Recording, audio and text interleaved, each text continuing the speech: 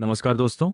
आज हम हिंदी साहित्य के इतिहास के एक अत्यंत महत्वपूर्ण और प्रभावशाली काल भक्ति काल के बारे में विस्तार से जानेंगे। हिंदी साहित्य का भक्ति काल लगभग 14वीं शताब्दी से 17वीं शताब्दी तक माना जाता है।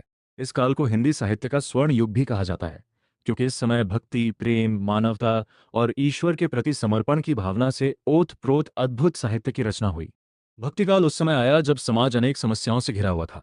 देश में राजनीतिक अस्थिरता थी, विदेशी आक्रमण हो रहे थे, जाति पाति का भेदभाव बढ़ चुका था और लोगों के जीवन में निराशा फैल गई थी।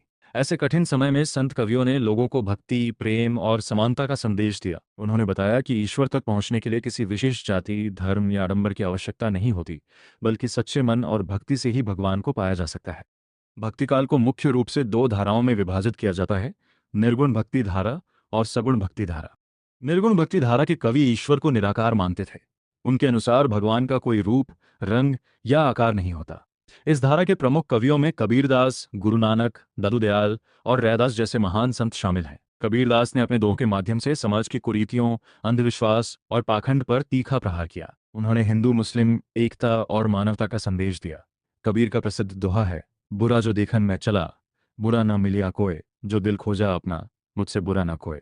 वहीं सगुण भक्ति धारा में ईश्वर को साकार रूप में पूजा गया। इस धारा को दो भागों में बांटा गया: राम भक्ति शाखा और कृष्ण भक्ति शाखा।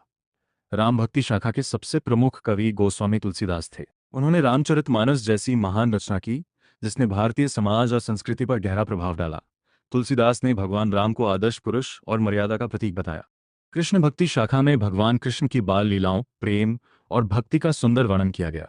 इस शाखा के प्रमुख कवियों में सूरदास, मीराबाई, रसखान और नंददास का नाम प्रमुख है। सूरदास ने श्री कृष्ण की बाल लीलाओं का अत्यंत भावपूर्ण वर्णन किया। मीराबाई ने अपने भजनों में कृष्ण के प्रति अटूट प्रेम और समर्पण को व्यक्त किया। रसखान मुस्लिम होते हुए भी कृष्ण भक्ति में पूरी तरह लीन हो गए थे, जो इस काल की धार्मिक सहिष्णुता को दर्शाता है। भक्ति काल की भाषा अत्यंत सरल, मधुर और जनसामान्य की समझ में आने वाली थी। कवियों ने संस्कृत जैसी कठिन भाषा के स्थान पर अवधी, ब्रजभाषा, पंजाबी और राजस्थानी जैसी लोक भाषाओं का प्रयोग किया। यही कारण है कि भक्तिकाल का साहित्य सीधे लोगों के हृदय तक पहुंचा। भक्तिकाल की प्रमुख विशेषताओं में भक्ति भावना, गुरु महिमा, मानवता, सामाजिक समानता, धार्मिक सहिष्णुता और लोक भाषा का प्रयोग शामिल है। इस काल के कवियों ने समाज को प्रेम, भाईचारे और सदाचार का मार्ग दिखाया। उन्होंने बाहरी दिखावे से अधिक मन की पवित्रता को महत्व दिया। हिंदी साहित्य में भक्तिकाल का योगदान अत्यंत महत्वपूर्ण माना जाता है।